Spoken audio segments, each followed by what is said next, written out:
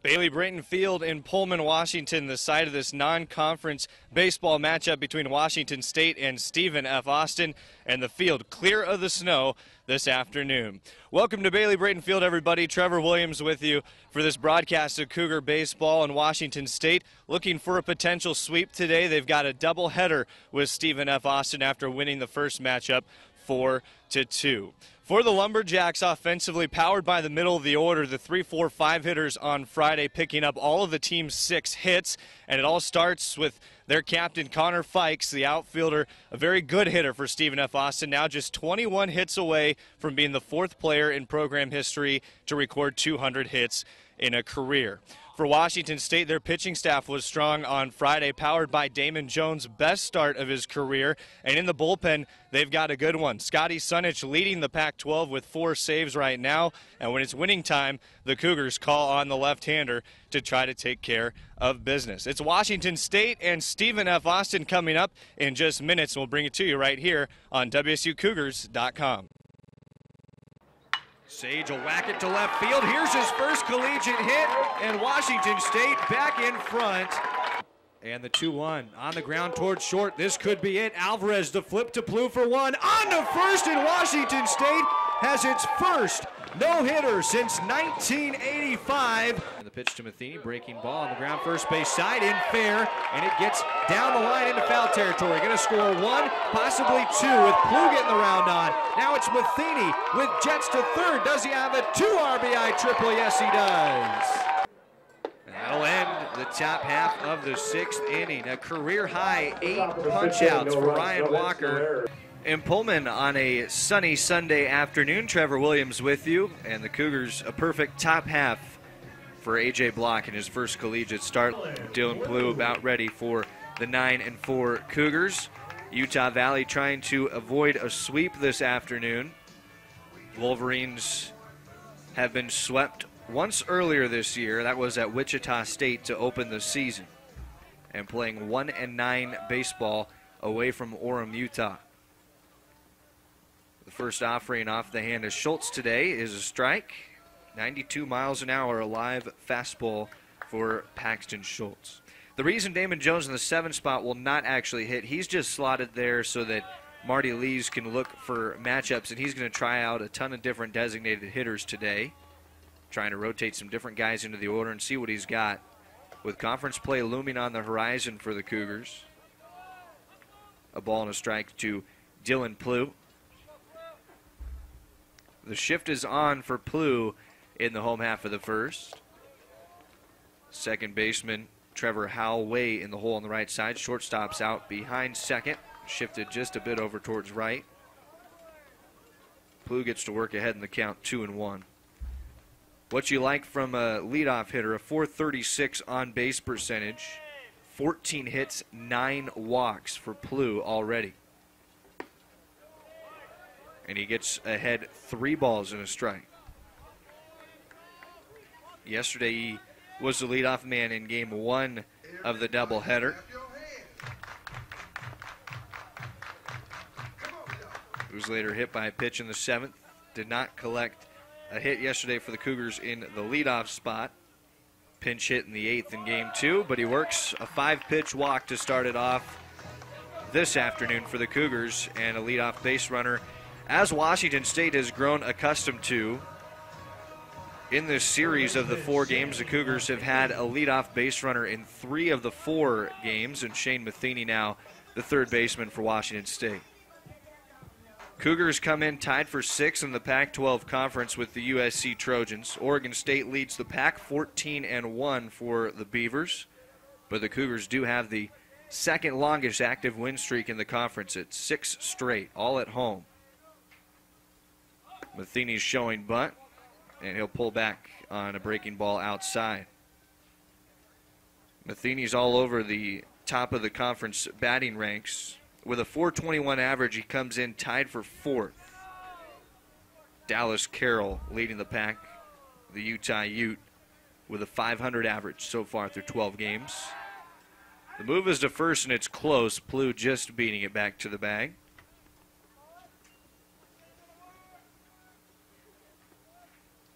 Schultz for Utah Valley, the right-handed freshman, is from Orem, right in the hometown of the Wolverines.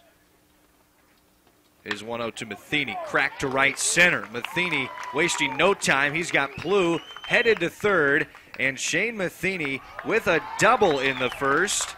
And the Cougars, second and third, nobody out.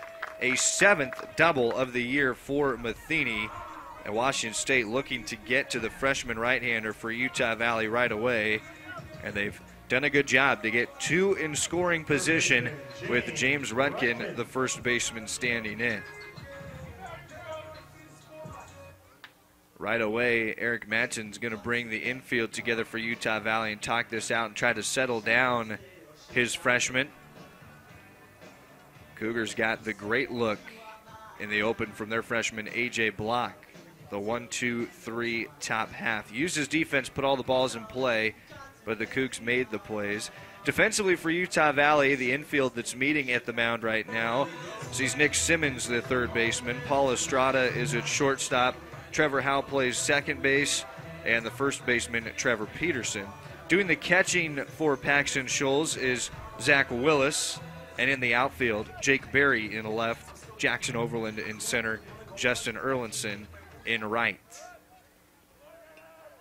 An early RBI chance for the Cougars in the series. Washington State has driven in 25 runs of the 27 that they have scored, outscoring Utah Valley 27-6 through 3 games. Rudkin will work ahead, a ball, no strikes.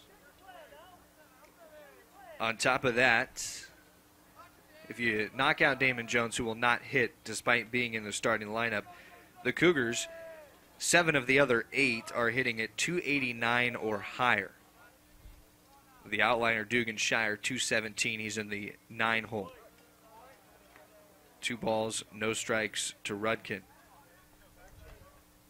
Cougs have done it with a mixture of newcomers and returners, but even some of the newcomers have experience, like Rudkin, who you see at the plate, a transfer in for Washington State from Plano, Texas, and Plano East, was at McLennan Junior College a season ago.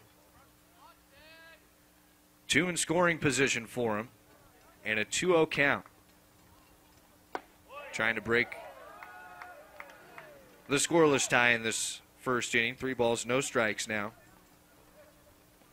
Cougars had to come from behind in their first 7 wins this year. Until yesterday, they grabbed the first lead in both ends of the doubleheader. And the 3-0 pitch does find the zone. A fastball from Schultz. 3 balls, 1 strike. It was quick to a lead in Game 2 of the doubleheader yesterday. A 6-run first for Washington State. They had to wait all the way until the 6th in Game 1, though, to strike for a 4-0 lead, and they were held to 1 hit through the first 5 innings. That's ball 4, and the bases loaded for Washington State. Rudkin working the walk, and the first 3 are aboard for the Cougars. This is reminiscent of a day ago in which the first 5 for the Cougars made it onto the base paths. Cue up Corey Meyer to hit with the bases loaded and nobody out in the first for Washington State. 9 of the first 12 pitches for Paxton Schultz have missed the zone. The freshman reeling in this opening inning. Infield's a double play depth, but that run inside and hit Meyer will force home Dylan Plew, and the Cougars lead it 1-0, and will still have the bases loaded with nobody out. So Meyer, the freshman, hit by pitch. 3 of these bases have been free ones to the Cougars. 2 walks and a batter hit now. And J.J. Hancock, the right fielder, will try to make this a big Washington State lead early. Cougars perfect on this homestand and trying to make it 7-0 these last 2 weekends before heading down to Long Beach State on Wednesday and then opening Pac-12 play with USC next weekend. That very team the Cougars are tied with entering action today in the Pac-12 standings. Pitch bouncing out in front of Willis, and he's able to block it. Also at stake for Washington State, and this is an amazing statistic, they've not swept consecutive series of at least 3 games each since 1993. And the head coach at that time, well, his name's on the stadium here, Bailey Brayton Field. The legendary coach, Bobo Brayton, his number on the outfield fence in right center, the number 14. 1-1 the count to J.J. Hancock. Also on that 1993 team, current assistant coach Jim Horner was a freshman catcher for the Cougars. Horner, the long minor league career in the Mariners system, played catcher and outfield his years in Pullman. The 1-1 to Hancock. Fouled straight back, a ball and 2 strikes. The first 2-strike count that Paxton Schultz has had today. Utah Valley, winners of the WAC conference tournament a season ago, sent them to the NCAAs. They took on LSU in southeastern Louisiana down in Baton Rouge. The 1-2 is on the ground right side, picked up by the first baseman. He's going home and got the lead runner at the plate. Nice play by Trevor Peterson to flip it on home. The fielder's choice gets out number 1. Helps keep the Cougars from scoring as well. 1-0 the Cougar lead, and Justin Hare will stand in now. James Rudkin moved to third, Meyer to second, Hancock at first, and for a third straight batter, Schultz will face the bases loaded situation. Looks like Blake Clanton waiting on deck for the Cougars. He will move for Damon Jones. A ball and no strikes to Hare. If you just missed that when we were opening up the lineup, pitcher Damon Jones, the starter from Friday night, was listed as the designated hitter, but we knew he would not hit today. Marty Lees put him on the card until he could see the matchups and decide who he wanted to take that first swing out of the DH spot. And a ball and a strike to Hare. Schultz using pretty much the fastball curveball combination right now. We'll mix in the change as well. Bases packed and out in a 1-0 Cougar lead. Make it 2 balls and 1 strike to Hare. 289 average this year for Justin. 13 hits, 8 doubles and a homer. 9 of those 13 hits have gone for extra bases. Sees ball 3. 3 balls and a strike. Cougars, they've had a good eye in the series, working 8 walks. Coming in, they had 8 walks. They've had 2 here in the first, now for a total of 10. 1 hit, but they're trying to make good with the bases full. The 3-1 to Harry lets loose and fouls it off of himself, and he's in a ton of pain at the right side. And falls down to his side, trying to work his way back up. The count full. But that caught him heavy in the leg on that fouled off pitch. And he's still trying to work himself all the way to standing up.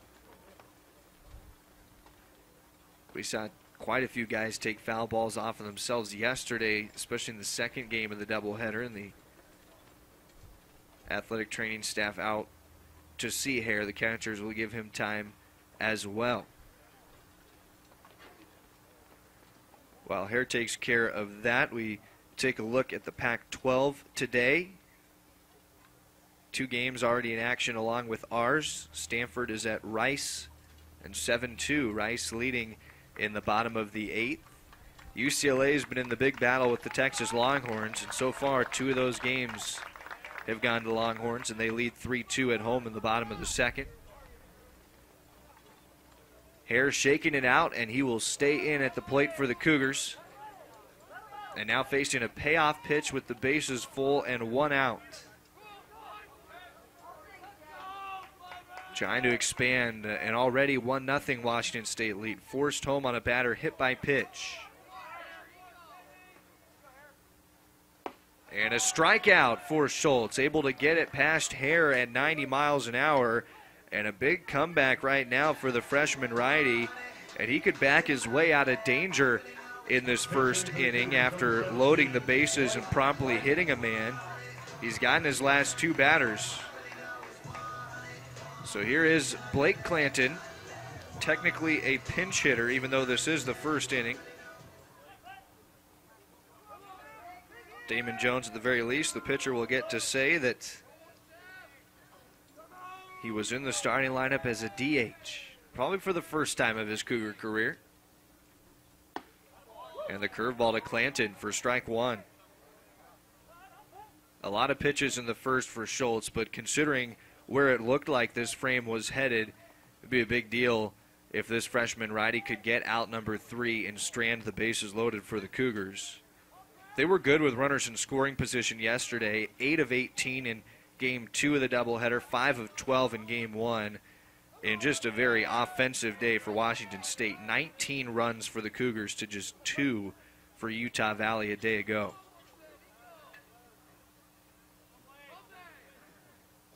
Oh and 1 to the junior from Clinton, Oklahoma. And now no balls and 2 strikes. Clanton for the Cougars in the series, 2 for 5, a run scored.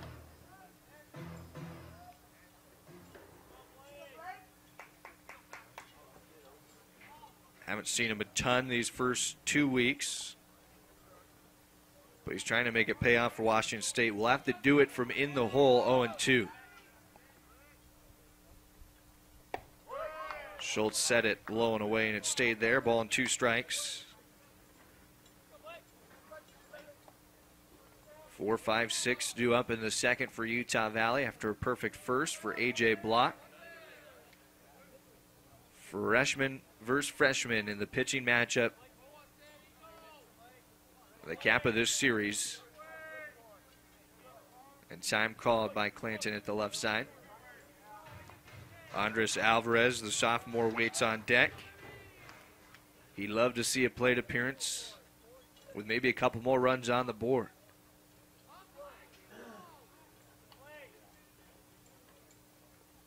Schultz limits the damage in the first inning. Back-to-back strikeouts, and he works out of the bases-loaded jam with only 1 run scoring. Cougars strand 3. They get a run on a hit and no errors. We head to the second. Washington State 1, Utah Valley 0 on WSUCougars.com.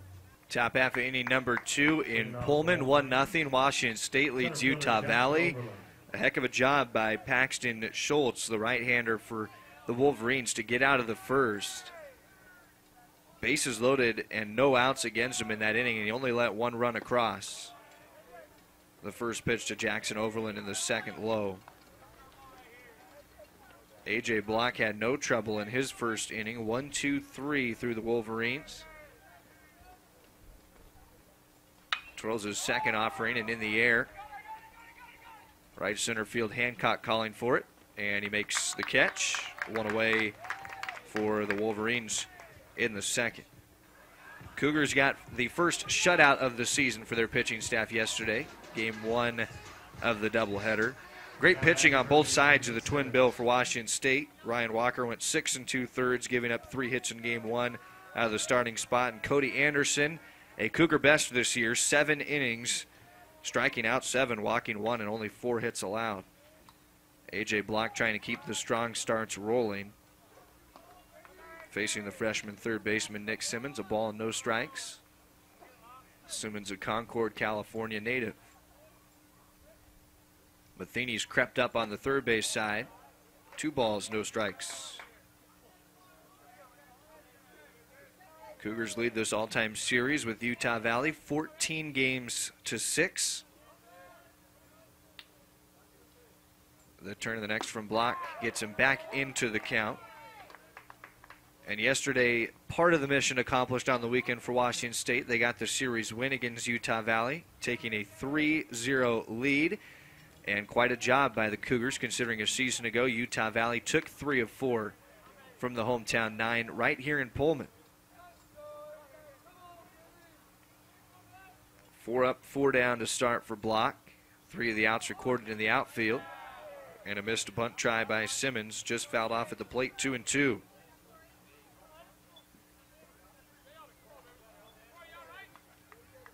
It was nasty in the second game of the doubleheader yesterday. Rain most of that contest from about the third inning on. But we got it in. All turf at Bailey Brayton Field. Helps out that cause. Home plate umpire giving Corey Meyer a bit of time. Scott Latendre walked that out to Block because that bunt try skipped up and caught Meyer in the leg. So we'll set for the 2-2 to Simmons. High and away in the count full. Second full count that A.J. Block has been in. Forced a line out to Justin Hare the first time that he threw a 3-2 in the first. And this time a foul tip. Meyer unable to glove it. Would have been the first strikeout of the day for Block, who has 3 on the season. He'll try again with the payoff pitch. 3-2, no problem on the outside half. Gets his man to chase, and strikeout number 1 today for Block. 2 up, 2 down for Utah Valley in the second, and 5 straight out of the gates retired by Block. We mentioned taken in the MLB draft last spring by the Cubs in the 39th round. An all-state first-teamer from Newport High School. 58 strikeouts in 44 1/3 innings last spring. And he's ahead of Jaquetta with a changeup, 0-1. Jaquetta off to a rough start this year, hitting a .133, just 2 lone hits. And Block the great curve, just dangling that out in front of the designated hitter for Utah Valley. Forges ahead 0-2. The freshman looking for back-to-back 1-2-3 frames, and just a little high.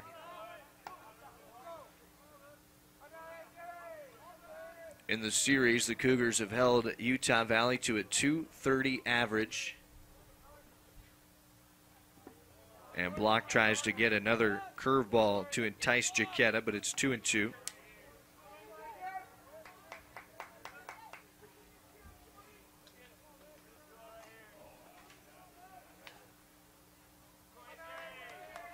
Jaquetta so far this season has been a strikeout victim a few times, and add 1 more to his total. A 1-2-3 frame for A.J. Block. 6 straight to start it off, and the Cougars lead at 1-0 heading to the bottom of the second.